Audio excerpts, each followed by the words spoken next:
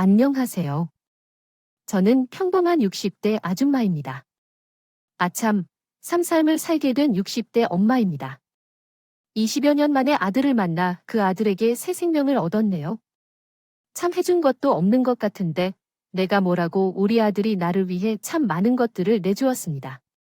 아들을 볼 때마다 가슴이 먹먹해지고 내가 엄마라는 사실에 복자올라 이 밤중에 몇 자 적어봅니다. 저는 양쪽 나팔관이 다 막혀서 아기를 낳을 수 없었습니다. 그래서 남편과 시댁의 죄책감이 들고 아기를 키우는 부부들을 보면 너무 부러웠어요. 돈도 다 필요 없고 그저 아기를 낳아서 키우는 게 제 소원이었어요. 지금은 시험관 시술이 있어 건강한 아이를 낳는 사람들이 많아졌지만 당시에는 아이를 인공적으로 가지는 것이 매우 생소한 일이었습니다. 국내에서 최초로 시험관 아기가 태어났지만 성공률은 지금처럼 높지 않았어요. 그럼에도 불구하고 희망이 생겨 시험관 아이를 시도하기로 결심했습니다. 운이 정말 좋았어요. 아이가 위치를 잡았고 이제 건강한 아이를 낳기 위한 돌봄만 남았다는 생각에 하루하루가 행복했습니다. 아이의 태동이 눈물이 나게 행복했고 저희 부부는 행복했습니다. 약 7개월이 지날 즈음 활발히 움직이던 아이의 움직임을 더 이상 느끼지 못했습니다. 불안한 마음으로 남편과 함께 병원을 찾았습니다. 아기가 움직임이 없네요. 안타깝지만 자궁 내에서 아이가 사망했습니다. 그것처럼 보입니다. 하늘이 무너지는 것처럼 느껴졌습니다. 내가 뭘 잘못했을까? 내가 뭘 잘못했을까? 먹은 게 있나? 모든 게 나의 잘못인 것 같았습니다. 눈앞이 흐릿해져서 끝없이 눈물만 흘렸습니다. 남편도 끝없이 울기만 했어요. 상심이 커질 것 같지만 이대로는 사모님께 좋지 않아요. 태아를 꺼내야 합니다. 수술 과정은 분만하는 것과 같아요. 그래서 수술 후에도 사모님의 몸을 잘 관리해 주셔야 합니다. 그렇게 임신된 아이를 분만했습니다.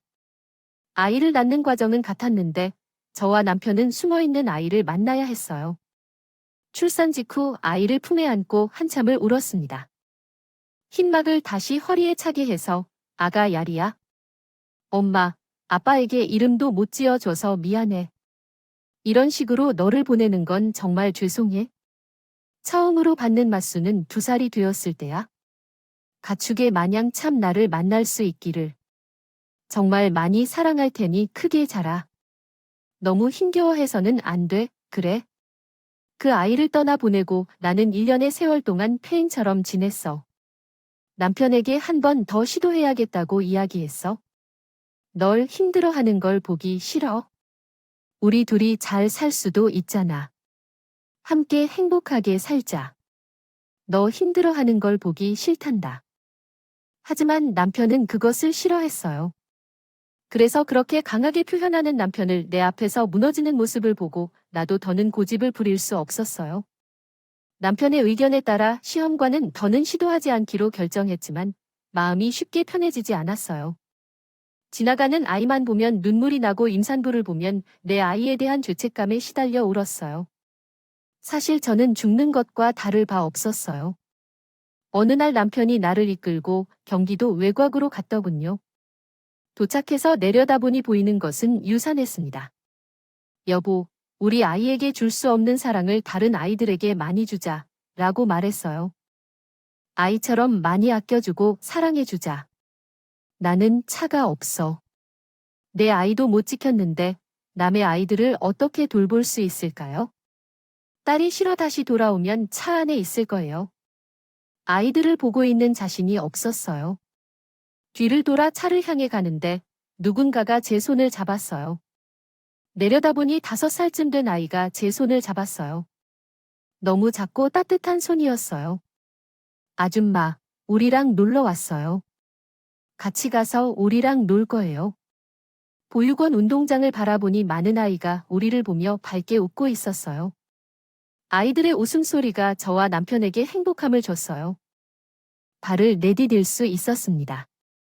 그래서 30년 전에 제 남편과 저는 매주 주말마다 보육공원으로 봉사활동을 하게 되었어요. 우리 아이에게 주려 했던 사랑을 다른 아이들에게 나눠주자고 말이에요. 봉사활동을 하면서 제 남편과 저는 참으로 밝아졌습니다. 아이들의 웃음소리를 듣는 그 주말은 저희에게 가장 큰 행복이었거든요.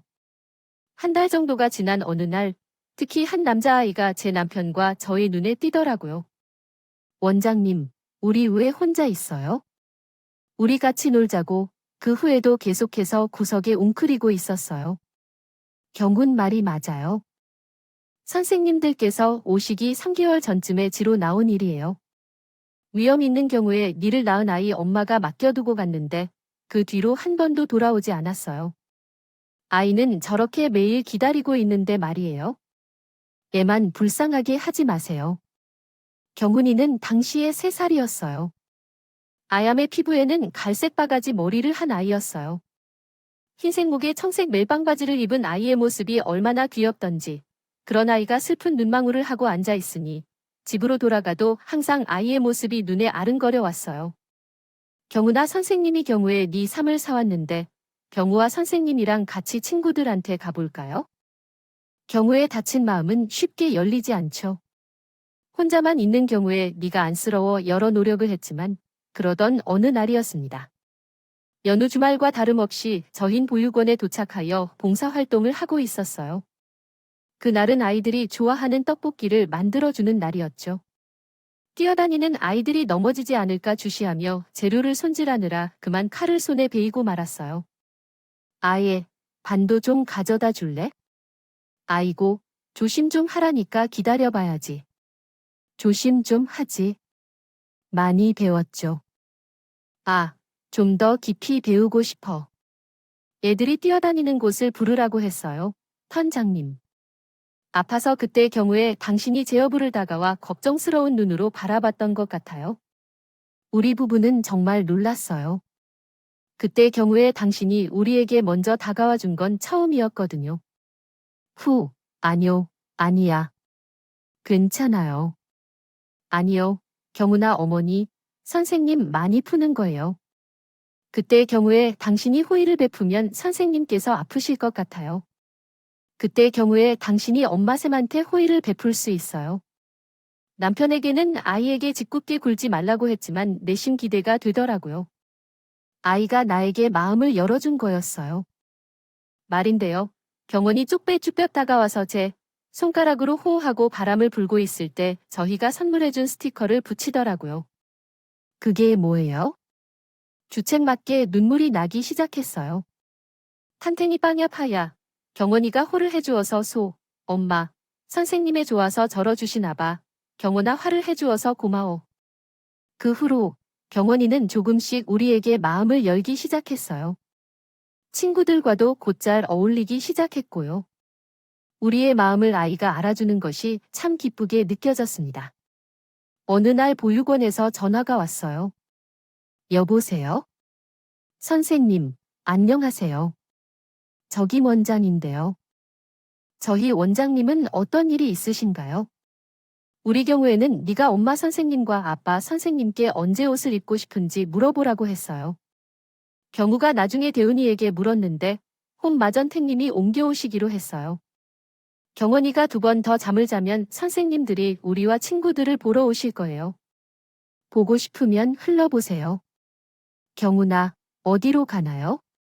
아이고, 선생님들이 네가 부끄러워하는 걸 느낀 모양이에요. 후다닥 뛰어나가네요. 아이가 선생님들 덕분에 많이 밝아졌어요. 정말 고마워요. 바빠서 전화드려 죄송해요. 주말에 폐허경주에서 전해왔어요. 아이가 우리를 찾는다는 소식에 너무 흥분해 남편에게 방방 뛰며 이야기를 전했어요. 남편도 기뻐하더라고요. 그 다음 주말에는 아이들이 좋아하는 간식을 많이 사들고 유치원에 갔어요. 아이들과 즐겁게 놀아주고 집에 오는 길에 남편이 가벼운 말 한마디 했어요. 여보, 우리 아이를 입양해볼까요? 입양을 고려한다는 건 나 자신도 확신이 없다며, 그랬어요. 그러나 아이들을 만나러 갈 때는 너나 내가 모두 행복해야 하니까요. 나는 애들을 만나러 가는 주말이 너무 행복해. 주말 내내 아이들을 만나러 간다는 생각에 힘이 나요. 특히 니와 이 경우에 그들을 만날 때는 마음이 참 좋아. 집에 돌아와서도 아이들이 잘 자고 잘 먹는지 걱정이 되고 그래서 너무 기뻐요. 남편처럼 항상 그 많은 아이들 가운데서 특히 이 경우에 네가 제 마음에 꼭 맞아. 아이가 잘 생활하고 밥은 잘 먹었는지, 오늘 아프지 않았는지 말이야. 너무 먼저 말해줘서 고마워. 우리 앞으로도 잘 지내보자. 그렇게 저희 부부는 병원에 입양을 하러 간 것이었어요. 우리가 경훈이를 입양하게 되었을 때 원장님께 경훈 이참보가 찾아오면 연락처를 꼭 알려주시기를 부탁했었어요. 나중에라도 병원에서 상황에 대한 소식을 꼭 전해주고 싶었거든요. 분명히 경훈이의 7살 무도 사정이 있었을 텐데요. 아직도 경훈이의 손을 잡고 보육원을 나오던 그날은 잊혀지지 않아요. 그날의 경훈이가 작은 손을 잡고 우리를 보며 웃어준 미소까지도요. 우리 부부는 그렇게 2명에서 3명으로 새 식구가 되었습니다. 우리는 경훈이에게 입양 사실을 숨기지 않고 아이를 키웠어요. 아이가 자신을 낳아준 엄마에 대해서 오해하지 않도록 설명해 주었죠. 아이가 초등학교 5학년 때였던 것 같네요. 씩씩하게 걸어가며 집에 들어왔어요. 엄마, 오늘 최민정이랑 사우스 익혔어요. 민정이라고 했어. 최민정이 나한테 너를 입양하라고 하더라. 너희 엄마가 걔 보냐고 그러잖아. 그래서 내가 우리 엄마랑 아빠 다 너무 사랑해준다는 거야? 그리고 너는 그냥 태어난 거잖아. 하지만 나는 우리 엄마 아빠가 선택한 거니까. 그러니까 내가 너보다 더 행복한 거래. 그랬더니 막 울면서 선생님께 가는 거야? 지거 잘못해놓고 그렇게 얘기했어? 잘했어. 다음에 누가 또 그러면 그렇게 우리 경우 니를 엄마 아빠가 얼마나 사랑하는지 말해. 경훈아, 잘했어.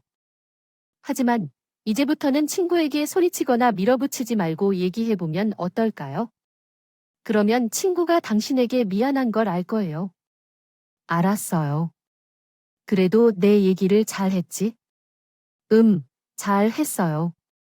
이따가 아빠 오시면 아빠에게도 말씀드려주세요. 떡 부러지고 사랑스러운 우리 경원이의 경우 네가 우리 집의 복덩이를 얻는다.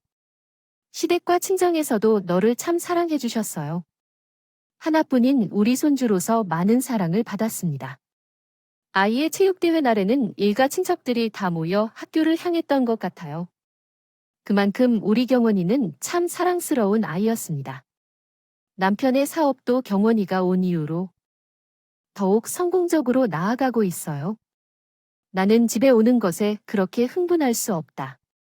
지금은 우리의 경우 네가 있지, 당신이 있지. 얼마나 주겠니? 그리고 아무리 어려워도 우리의 경우 니를 생각하면 모두 참을 수 있어. 내가 열심히 노력해도 우리의 경우 니를 위해 일도 의심하지 않았다는 걸 알겠잖아. 그래, 다시 너무 멋있어. 당신은 나와 우리의 경우 니에게 참 좋은 남편이자 아버지야. 당신에게 정말 감사해. 남편은 참 열심히 해주었어요. 병원에서도 항상 밝고 성실하게 사랑으로 자라줬어요. 노블에 닮아서 참 밝고 똑똑했어요.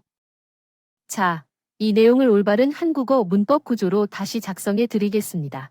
자, 선교표가 여기 있어. 어머머, 요거 봐. 평원이가 이번에 반대로 1등 했어. 엄마, 다가 뭐라고 써? 이번 모의고사는 자신 있다고 했지. 아빠, 나도 1등 했으니까 저번에 약속한 거 지키기에요. 그래 임마. 당연히 지켜야지. 요거. 이번 주 일요일에 우리 경훈이랑 같이 보육원 가서 애들이랑 떡볶이 팔아야 해. 그럼 당연하지. 아이들도 오랜만에 경훈이 넣으면 좋다고 난리 나겠다. 경훈이를 입양한 후에도 우리 가정은 꾸준히 봉사활동을 했습니다. 경훈이도 함께요. 아이의 시험이 있는 그 주 몇 주는 아이가 시험 기간이라 함께 가지 못하고 저희 부부만 다녔거든. 동생과 한 약속을 지키고 있다는 경우 시험이 끝나면 반드시 같이 가서 떡볶이를 즐기기로 약속했다고 해요.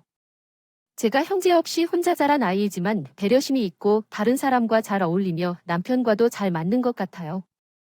다만 그렇게 되도록 노력했지만 결국 머리칼 하나도 없는 겨우 내 어머니일 뿐이죠. 잠시 후에 어머니가 나와서 장님이 말하기를 경원이가 아빠와 선생님과 함께 맛있는 떡볶이를 해줄 거라고 하면서 착하게 기다리라고 경고했어요.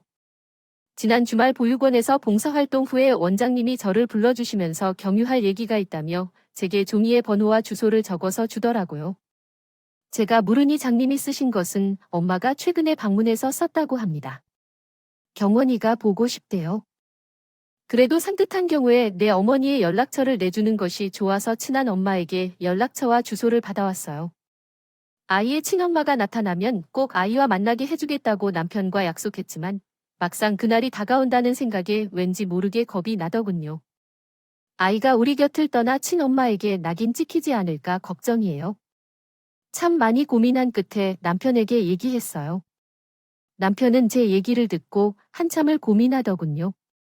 우선은 경원 아이도 당장 마주하게 되면 매우 혼란스러울 거라고 생각해 내수가 남아있는데 일단 수능 시험을 마치기 전까지는 얘기하지 말고 기다려 보자고 하네요.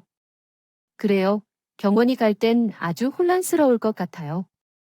저와 남편은 아이가 수능을 치르는 때까지는 내색하지 않기로 했어요. 아이에게 매우 중요한 일이기 때문이죠. 엄마, 아빠들 시험 잘 보고 올게요. 3년 동안 아들이랑 같이 수험생활 주시느라 정말 수고하셨습니다. 학원에 갔다가 올게요. 이따 꼭 데리러 와주세요. 그리고 잘 보고 와 우리 아들이 2탄을 파요. 경원이는 노력한 만큼 시험을 잘 마쳤고 원하는 대학에 진학했어요.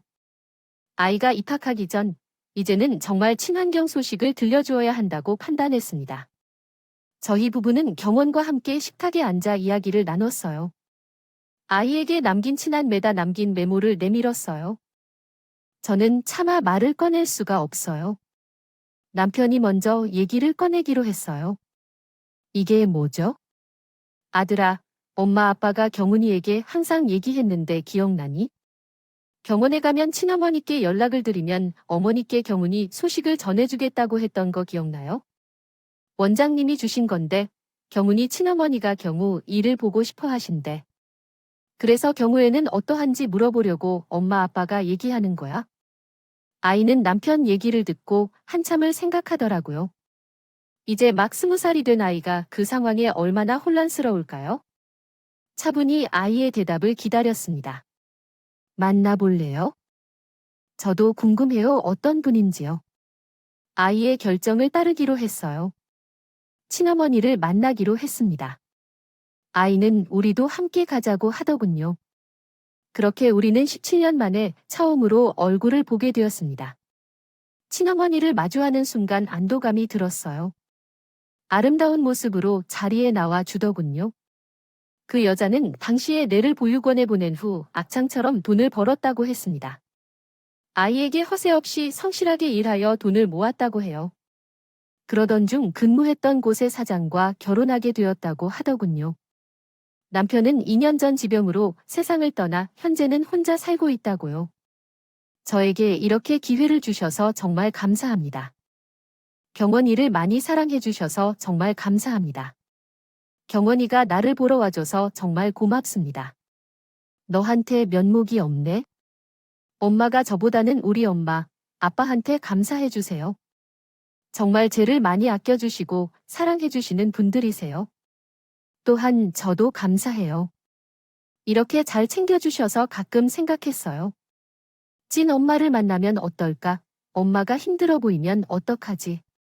차라리 제가 안 보이도록 해서라도 잘 먹고 잘 살았으면 좋겠다고 생각했거든요. 제가 엄마를 미워한 적은 없어요. 이렇게 잘 살아주셔서 감사해요. 경원이에게도 친한 많은 아이들의 말을 듣고 눈물을 흘렸습니다. 그리고 우리에게 머리 숙여서 감사한다고 했습니다. 또한 조심스레 이야기를 꺼내 더했어요. 경우 니만 좋으시다면 자주 보고 싶다고 했어요. 자신이 살 수 있는 시간이 얼마 남지 않았는데 그 남은 시간을 아이 얼굴을 보며 지내고 싶다고 말했습니다. 우리 의견은 중요하지 않아요. 우리는 경우 너의 의견을 존중할 거예요. 경원, 경우 네 마음 가는 대로 해. 엄마, 아빠는 나의 생각을 존중해주는 동안 자주 찾아볼 거예요. 엄마, 아빠만 좋으시다면 자주 만나서 인사드릴게요. 경훈아, 정말 감사합니다. 경원이는 우리와 지내면서 종종 친엄마를 찾아뵙고 싶다고 말했어요. 아이가 때때로 친엄마를 만나러 오는 것을 제외하고 우리 가족은 변함이 없었어요. 아이가 우리를 떠나지 않을까 걱정한 적이 부끄러웠더군요. 그러던 어느 날 경훈이가 함께 남아있고 싶다고 했어요. 그녀의 병세가 악화되어 시간이 얼마 남지 않은 것 같다고요. 이번에도 저희는 아이의 의사를 존중했습니다. 경우의 인생이니까 요즘은 그녀와 함께 있으면서 매일 연락을 주고받으면서 지내고 있어요. 1일 3번의 연락은 이제 3일에 1번으로 줄었고 경리와의 연락은 거의 끊어졌어요. 그래도 소식을 들을 수 있다는 것만으로도 감사했습니다. 남편의 사업이 흔들리기 시작했습니다. 물의 앞 악장을 했던 탓인지 가지고 있던 돈과 대출로도 사업의 재정을 말해볼 수가 있더군요. 결국 남편의 사업은 부도를 맞게 되었습니다. 가지고 있던 집이며 차까지 모두 경매로 넘어갔습니다. 우리 이혼하자. 이혼하면 당신은 비난과 파도 된다더라. 고 내가 저지른 일 때문에 당신이 왜 고생을 하는 소리 하지 마세요. 당신 일이 아니고 우리 얘기해요. 내가 왜 비 때문에 당신 여기 오늘에 다시는 그런 소리 하지 마요. 다시 시작하면 돼. 왜 그렇게 약한 소리를 해요? 여보세요. 내가 당신에게 이런 일로 구차하게 되어 미안해해.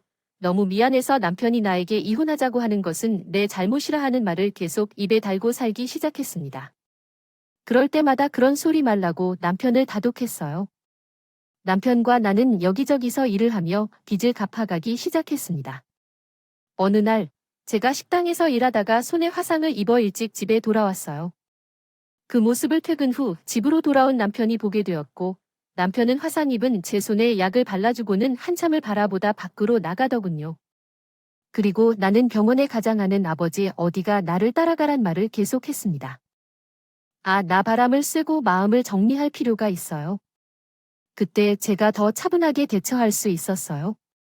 남편이 대리운전을 하러 나갔다는 것을 알았을 때 그냥 모른 척만 했어요. 저도 매우 지쳐 있었거든요. 그러나 그날 제가 남편을 막아서는 안 되었나 싶어요. 일하러 나간 남편은 다음 날 새벽 2시쯤 발견되었어요. 그는 음주운전 사고를 당했고 귀가하는 도중 차량 사고를 낸 것이었어요. 신고를 하고 가면 남편이 그렇게 죽지 않았을 텐데 하고 생각했죠. 그는 한동안 도로에 방치되어 있었다고 합니다. 그 사실을 경원에게는 말하지 않았어요. 친한 엄마가 아파한 상황에서도요. 남편의 사고 소식을 듣고 아이가 많이 힘들 것 같다고 생각했어요. 아빠를 유독 좋아했던 아이였기 때문입니다. 여보, 경은이에게는 그런 얘긴 아니었어요. 당신이 없어도 그랬을 것 같아서요. 여보, 우리 사이 잘 살 수 있게 당신이 항상 돌봐줘야 해. 하루찌. 여보, 너무 그쪽에 스알. 그때로 가세요. 남편의 장례를 책임지고 나는 남편의 사망 신고와 함께 경은이를 우리 부부의 호적에서 친어머니 밑으로 옮겼어요. 물론 이 상황은 나와 아이의 친엄마만 알고 있기로 했습니다. 남편의 빛이 아이에게까지 빛을 비춰줄까 하고 생각했습니다. 그리고 전 경리와의 연락을 끊었습니다. 아이의 인생에 걸림돌이 되고 싶지 않았습니다. 부유한 친모 밑에서 잘 살아가길 바랐습니다. 하지만 세상에 나와 보니 제가 갈 곳은 어디에도 없었습니다. 그럼에도 불구하고 열심히 살아보려 했습니다. 남편이 나를 지켜보고 있을 거라는 생각에 힘을 얻었습니다.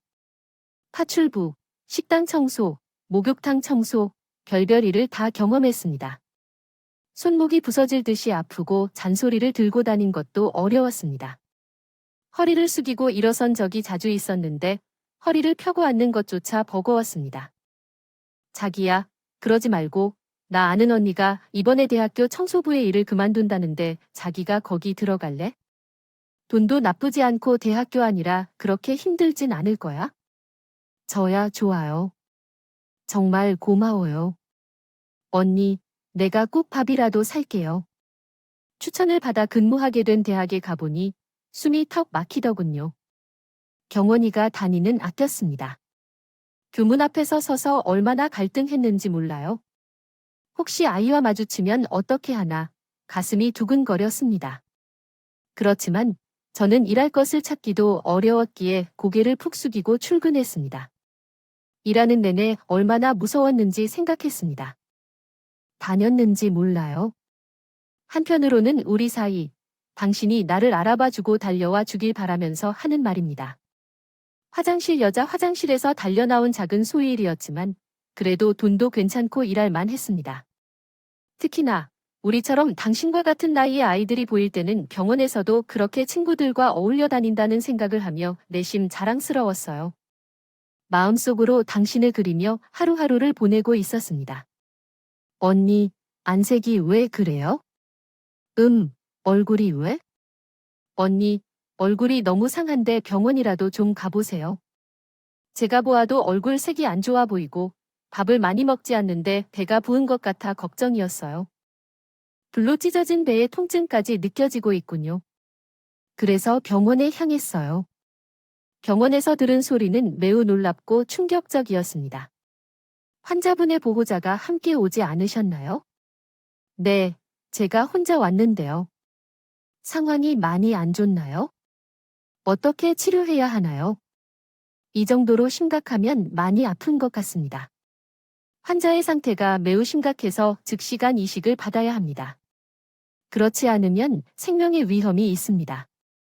가족 중에 일치하는 조직을 가진 분이 있다면 가능합니다. 알겠습니다, 선생님. 우선 당장이라도 차라리 제가 있어야 할 것 같습니다. 일을 해야 하니 60세에 이렇게 혼자 있는 것이 너무 어렵습니다. 죽음이 다가온다는 생각이 들면서 가슴이 파이어지는 듯했습니다. 그 후 통증은 빠르게 퍼져나갔고 구제가 겨우 버텨내며 일을 이어나갔습니다.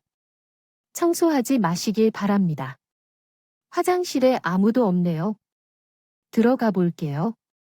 그날도 평소와 다름없이 업무를 처리하고 있었습니다. 그날은 복통이 왜 자주 찾아오는지 모르겠을 정도로 식은 땀이 쏟아지더군요. 그러다가 뱃속이 꼬이듯이 아픈 고통에 주저앉아 버렸습니다. 너무 아파서 소리도 제대로 나오지 않았습니다. 죽음의 빗장 아래에서 구해달라며 도움을 청했습니다. 흐릿해진 시야로 한 남학생의 모습이 보였습니다. 그가 내게로 다가와서 등을 토달까 깝게 느꼈습니다. 엄마, 편해졌어요. 1월 해봐. 엄마, 이제 꿈에서 내 목소리가 들리네요. 나는 이제 죽으려 하지만 너에 대한 생각이 들었어요. 오히려 마음이 편리하네요. 그러나 목소리는 더욱 선명해지며 경고해요. 나를 흔들고까지 했어요. 엄마, 나 봐봐. 너야 나의 숙명, 인연, 인가.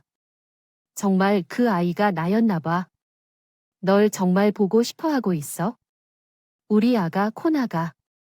후지헤키 경원이는 대학을 휴학하고 스타트업을 시작했어.